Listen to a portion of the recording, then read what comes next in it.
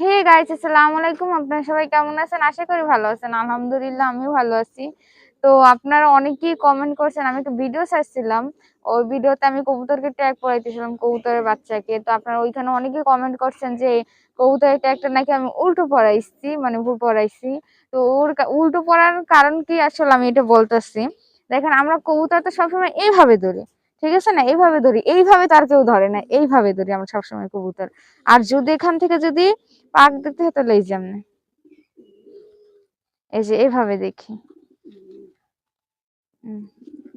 আর balance এভাবে দেখি। তো আমাদের যখন ট্যাগ দেখতে হয়, তো আমরা তো ভাবে দাঁড়া করা অবস্থায় কিংবা বসায় তো ট্যাগ দেখি না, এবং হাতে ধরে দেখি। তো এই যে দেখেন, ট্যাগ এইভাবে দেখলে কিন্তু আমি কিন্তু অনেক ইজিলি দেখতে পারতেছি যে ট্যাগটা।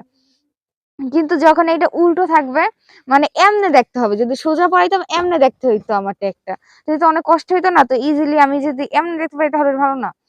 তো যারা রেসার কবুতর পালে তারা সবাই এইভাবেই ট্যাগ পড়ে। জি, রেস করে এবং রেসার কবুতর পালে তারা এইভাবেই ট্যাগ পড়ে, কারণ তাদের রেসে যাওয়ার সময়, ক্রস করার সময় সব সময় এইভাবে ট্যাগ নাম্বার দেখা তারপরে দিতে হয়। এর জন্য এই যে দেখছেন, আপনারা অনেকেই কমেন্ট করছেন। এই যে এই যে আবার দেখাইতেছে, এই যে দেখছেন। আর আপনারা অনেকেই কমেন্ট করছেন যে আমি উল্টো পড়াইছি। ভুল যখন দাঁড়াবে তখন কিন্তু উল্টো দেখা যাবে, কিন্তু ওরা যখন এভাবে নিব তখন কিন্তু একদম ঠিক দেখা যাবে। এই যে দেখছেন, চোখটা দেখি। একটা বাচ্চা কবুতর দেখাইলাম। আর এটা হলো এই বছরের কবুতর, 2025-এর। এই যে দেখেন।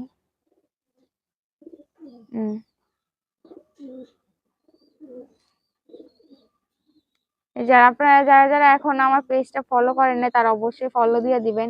আর ভিডিওটা যদি ভালো লাগে তাহলে অবশ্যই শেয়ার করে দিবেন। হুম।